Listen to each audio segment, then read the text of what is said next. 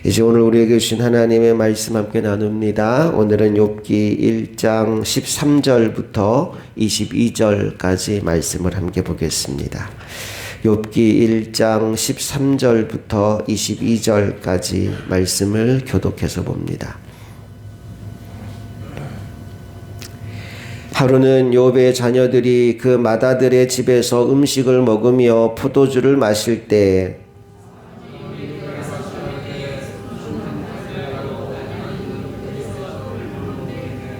스바 사람이 갑자기 이르러 그것들을 빼앗고 칼로 종들을 죽였나이다. 나만 홀로 피하였으므로 주인께 아뢰러 왔나이다.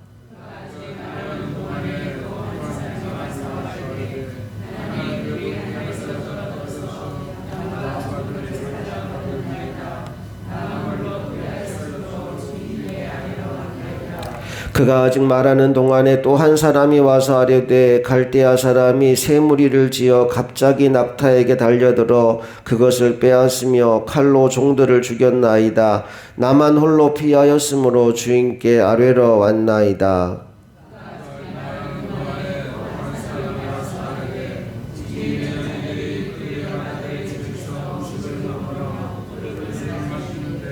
거친 들에서 큰 바람이 와서 집 내 모퉁이를 치매 그 청년들 위에 무너짐으로 그들이 죽었나이다.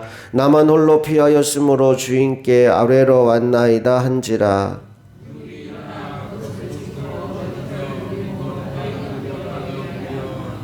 이르되 내가 모태에서 알몸으로 나왔사온즉 또한 알몸으로 그리로 돌아가올지라. 주시니도 여호와시오 거두시니도 여호와시오니 여호와의 이름이 찬송을 받으실지니이다 하고 이 모든 일에 욥이 범죄하지 아니하고 하나님을 향하여 원망하지 아니하니라. 아멘. 자, 어제 욥을 소개하는 내용을 우리가 살펴보았는데 욥이라는 사람은 온전하고 정직하고 하나님을 경외하고 악에서 떠난 사람이었다. 그리고 동방 사람 중에 가장 훌륭한 사람이었다라는 평가를 받았습니다. 재산도 많았고요. 자녀들도 10명이나 둔 아주 유복한 집안의 사람이었어요. 자, 그런데 오늘 말씀을 보니까 그 사람에게 시련이 시작됩니다. 욥의 입장에서 본다면 이유를 알 수 없는 시련이 찾아온 겁니다. 처음에는 재산상의 피해가 발생했어요. 14절 15절을 다시 한번 읽어볼게요. 시작. 사환이 욥에게 와서 아뢰되 소는 밭을 갈고 나귀는 그 곁에서 풀을 먹는데 스바 사람이 갑자기 이르러 그것들을 빼앗고 칼로 종들을 죽였나이다. 나만 홀로 피하였으므로 주인께 아뢰러 왔나이다. 스바 사람이 습격해서 재산을 빼앗아 갔습니다. 라는 이 보고를 시작으로 해서 정말 사건 사고들이 계속 연달아 터지기 시작합니다. 하늘에서 불이 떨어져서 양들을 살라버리는가 하면 갈대아 사람들이 습격해서 낙타들을 약탈해 갑니다. 심지어는 10명의 아이들이 식사하던 그 집이 무너지는 바람에 사랑하는 10명의 자녀가 한꺼번에 죽게 되는 기가 막힌 상황까지 펼쳐지게 되지요. 여러분, 만약 여러분이 이 일을 당하는 당사자라고 하면 어떨 것 같습니까? 정말 정신을 차릴 수 없을 거예요. 어느 누구도 본인이 당해보기 전까지는 이 고통을 쉽게 이야기할 수 없을 것 같아요. 자, 그런데 그 상황 가운데서 욥이 보여주는 반응이 정말 놀랍습니다. 20절부터 22절까지를 다시 한번 함께 읽어보겠습니다. 시작. 욥이 일어나 겉옷을 찢고 머리털을 밀고 땅에 엎드려 예배하며 이르되 내가 모태에서 알몸으로 나왔사온즉 또한 알몸이 그리로 돌아가올지라. 주시니도 여호와시오 거두시니도 여호와시오니 여호와의 이름이 찬송을 받으실지니이다 하고 이 모든 일에 욥이 범죄하지 아니하고 하나님을 향하여 원망하지 아니하니라. 여러분, 슬프지 않은 게 아닙니다. 힘들지 않은 거 아니에요. 겉옷을 찢고 머리털을 밀었다라고 하는 것은 이해할 수 없고 어찌할 수 없는 현실 앞에서 얼마나 본인이 괴로운지를 그렇게 몸으로 보여주는 겁니다. 그런데 그 다음 반응이 중요합니다. 괴롭고 힘들어서 하나님을 욕하고 하나님을 원망하고 하나님을 떠나간 것이 아니라 땅에 엎드려서 하나님을 예배했다라고 말씀이 이어집니다.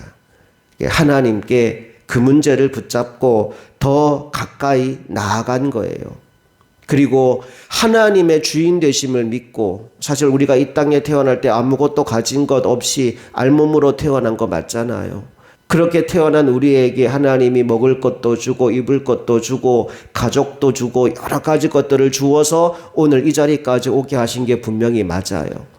모든 것을 주신 분이 하나님이심을, 다시 한번 하나님이 주인 되심을 믿음으로 고백하며 나아가는 귀한 믿음의 모습을 오늘 욥이 인생의 가장 큰 고난 가운데서 우리에게 보여주고 있는 겁니다. 사랑하는 여러분, 저와 여러분의 인생 가운데에도 이해할 수 없는 문제와 어려움들이 닥칠 때가 있어 왔고, 어쩌면 지금도 있을 것이고 앞으로도 있게 될 겁니다. 여러분, 그런데 이 모든 순간 우리가 기억해야 될 것 한 가지가 있어요. 그것은 처음부터 내 것은 하나도 없었다는 사실입니다. 모든 것은 하나님의 것이고 하나님으로부터 왔다라는 사실을 여러분 항상 기억할 수 있기를 축복합니다.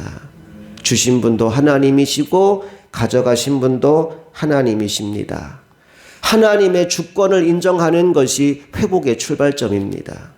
하나님, 왜 내가 가진 것 다 가져가셨어요? 하나님을 원망하는 것이 아니라 하나님이 나의 주인이십니다. 나는 결코 내 인생의 주인이 아닙니다. 여러분, 이 고백으로부터 시작하여 우리의 인생을 바꿔나가시는 하나님의 역사를 경험하게 되기를 축복합니다. 또 하나, 우리가 겪고 있는 이해할 수 없는 그 문제 때문에 하나님을 욕하고 하나님을 떠나가는 것이 아니라 오히려 그 문제를 끌어안고 하나님 앞으로 나가서 더 진실한 예배를 드리는 하나님의 사람들이 될 수 있기를 축복합니다.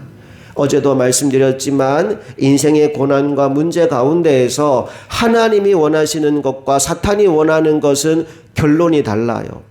똑같은 인생의 시련과 문제가 왔다 하더라도 하나님은 우리가 그 문제를 통하여 성장하고 성숙하기를 원하십니다. 그러나 사탄은 그 문제 때문에 우리가 좌절하고 낭망하고 무너지고 하나님을 떠나는 모습을 보고 싶어 합니다. 오늘 이 하루도 우리에게 하나님이 선물로 주셨는데 이 하루 동안 우리가 어떤 일을 당할지 알 수 없지만 여러분, 간절히 소망합니다. 그 문제 때문에 하나님과 멀어지는 것이 아니라 그 문제를 통하여 더 크신 하나님의 역사를 경험하는 자리에 서게 되는 저와 여러분이 되기를 원합니다. 고난은 하나님을 만나게 하는 축복의 자명종입니다. 잠들어 있는 영혼을 깨우기 위해서 오늘 이 새벽 여러분 새벽기도 나올 때에도 자명종 소리를 듣고 나오셨겠지요. 알람을 맞춰놓고 알람 소리를 듣고 일어나서 새벽기도 나왔을 겁니다. 깊은 영적 잠에 빠져있는 사람을 깨우는 자명종이 인생의 고난입니다.